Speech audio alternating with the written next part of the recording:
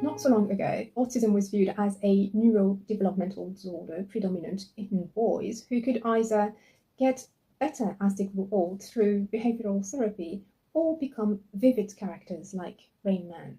Fortunately, today, there is increasing awareness about autism and neurodivergent traits in young, middle-aged, or much older women, and also about something called masking and autistic or ADHD burnout. In simple terms, masking, also known as camouflaging, is pretending to be like the majority just to fit in. It implies putting up with things that you find difficult to support or that you find simply unbearable. Also implies hiding that discomfort and refraining from stimming or choosing a more acceptable form of stimming, like this or this,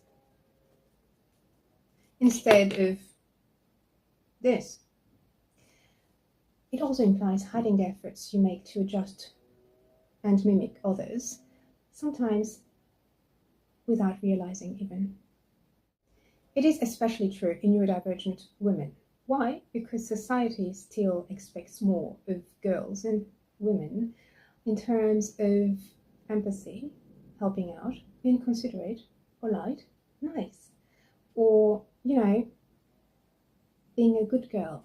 And like one o'clock puts it, good girls don't fight. Be you, dress right, and stand out, but fit in. And girls and women master the art of masking early and become really good at it out of practice and social pressure. The thing is, it really is exhausting. And it usually comes with anxiety. I have to remember to do that. I have to say it like that. I have to do it like that. And that covers, for instance, rehearsing conversations before you pick up the phone or before you enter into someone else's office. It also comes with depression as well as burnout. What's specific about what was coined as ADHD or autistic burnout is that it stems from continued masking and a cumulative load of neurodivergent related negative experiences you've lived throughout the years. Then there comes a time where any additional stressor or trigger leads to shutdowns. A milder version of shutdowns is you standing at the door, your mind goes blank, you don't remember what you were going to do. And that can last a few seconds or a few minutes or more. You can also have meltdowns, which are episodes of sensory overload or acute anxiety. Or you can go into full, long-lasting burnout mode, which means chronic exhaustion, physically, mentally, emotionally. Reduced tolerance to stimulus or sensory overload, be it noise, light, etc. Odors. Loss of skills or incapacitation. You cannot function anymore. You do not remember simple things or how to do certain things that you used to do automatically. And how to deal with small chat, how to socialize, etc., etc.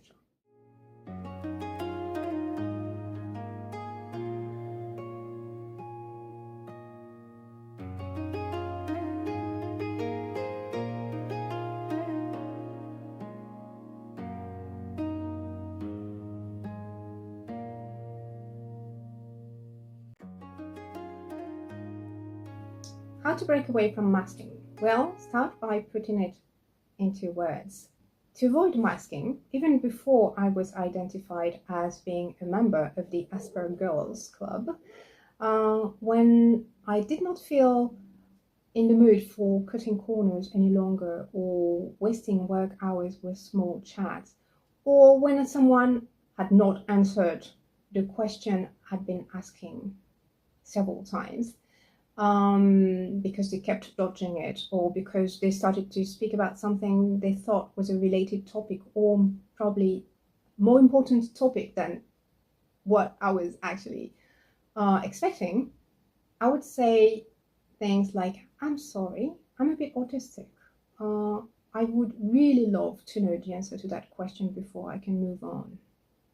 Or sometimes when I would be at a party and, I was getting really, really tired of the whole thing, noise and people, and, I would say, well, I need some quiet time. I'm going to the garden, or I'm going home, and that's it. At the office, this also served to explain why I needed to work with headphones on when I shared an office with someone, and also when I asked people to refrain from touching or moving anything from my desk. Thank you very much. There's no need to behave like some of the crazy, hysterical, neurodivergent women portrayed on TV, nor as cold as Omae Haruko in The Pride of the Temp. No, personally, I wish I could be more uncanny and collected as Cordelia Cup in The Residence, or as cool as Darko in The Confidence Man, But there is a need to set proper boundaries and learn to say no, to stop adding more to your plate. That also requires that you identify your needs and that you ask for understanding and support from others. Please avoid waiting until you get into full burnout mode. Let me share with you a few tips to help prevent burnout.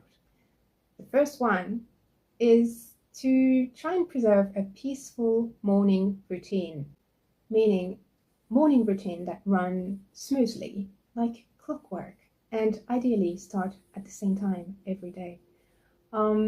And also try and preserve a quiet environment with no enforcing events. Obviously, you cannot always prevent those.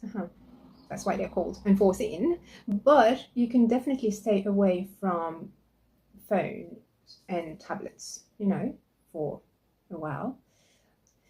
A peaceful morning routine is like air to breathe, or oxygen to your lungs, or water to hydrate your body. If you can live without water and without oxygen, then I suppose you can skip that part. Anyway, one way to achieve that is the Frasier's way. Frasier, as in Frasier Crane. Yes, him. His father, who him and his brother always, talked about whether he was actually related to them or not. So his father had to move in with him, hence bringing in what felt like chaos to good old OCD maniac, borderline psychopath psychiatrist Frasier. You know the type? I know the type. When I watch the series, I often feel like I'm the female version of Frasier, but with less drama. One morning, anyway, he sat down with his father and his father's physical therapist, Daphne Moon, and give them this speech. I am not a morning person. Yada, yada, yada. I am not a morning person. I have to ease into my day slowly. First, I have my coffee. Then I have a low-fat, high-fiber breakfast. Finally, I sit down and read a crisp new newspaper. If I am robbed of the richness of my morning routine, I cannot function. My radio show suffers, and like ripples in a pond, so do the many listeners that rely on my advice to help them through their troubled lives. I'm sorry if this may sound priggish, but I have grown comfortable with this part of myself. It is the magic that is me.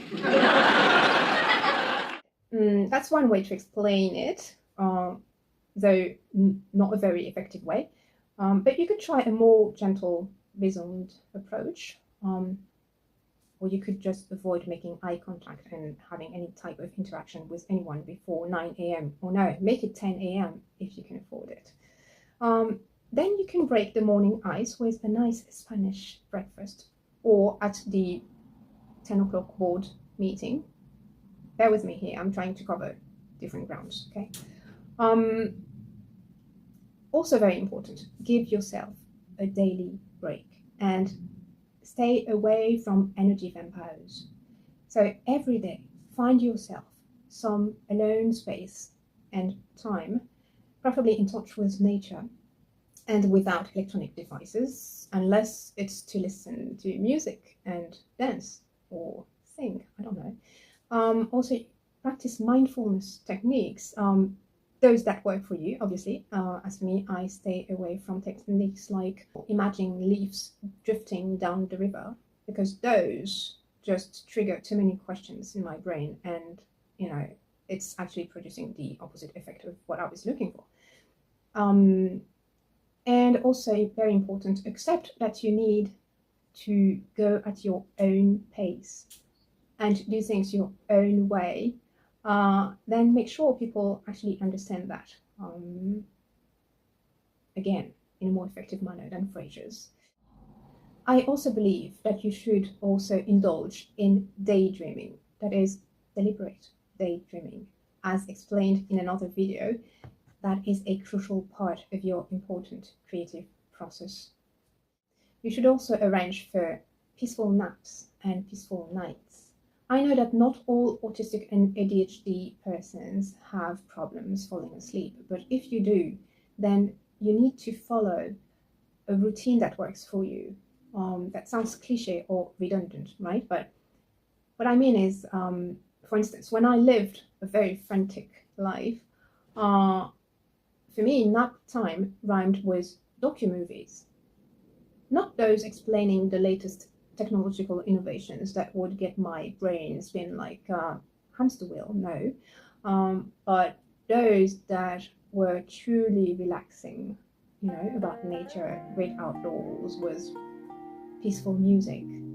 Again, not those designed to keep your mind wondering why they're hopping from macaws in the Amazon forest to Antarctica's penguins or large mammals in Kenya. No, the truly relaxing ones. And when comes night time, not only can you dim the lights to tell your brain that it's almost time to go to bed, but you can also set an alarm to avoid drifting away into an activity that could keep you up all night. And yes, you know what I mean by alarm, not the blaring wakey dreadful sound, but a nice and gentle ringtone, just to be clear. Whenever possible, I suggest you sleep in a well-ventilated and dark bedroom, without any flickering or bright pilot light. When I sleep in a room that requires AC, for instance, I make sure I stick something thick enough on the panel so to hide the light. Obviously, you need a quiet environment, especially if you're highly sensitive, which many neurodivergents are. I know I am. If you can stand them, you can always wear earplugs. I can't, but some people can. But the ideal solution is to sleep in a noise-free environment, which may sound a bit unrealistic to most people, given that we now live in a society that craves on noise all the time, be it day or night. But you can start with little things like, removing ticking clocks, unless they're your very own soothing mechanism. You can also prevent doors and windows from rattling or slamming. You also need, guess what? A comfortable bed. For me, it's a Japanese futon or a mattress on the floor with smooth bed linen made of natural fibers. I avoid synthetic fabrics that do not always pair well with body temperature and get all rugged and itchy the more they go through the washing machine. Anyway. And also, ideally, wake up with sunlight instead of an alarm clock. When you train your brain to wake up every day at the same time, you can do without an alarm clock at some point. Because this video is long enough, I'll just finish with this. I've said it before, but I'll say it again. I believe that a revolution is coming. And, well, it's already started. It's soaring now. And hopefully, in a few years' time, neurotypicity won't bear the same codes as it still does today. Until then, take care of yourself, be yourself, Be safe, be blessed.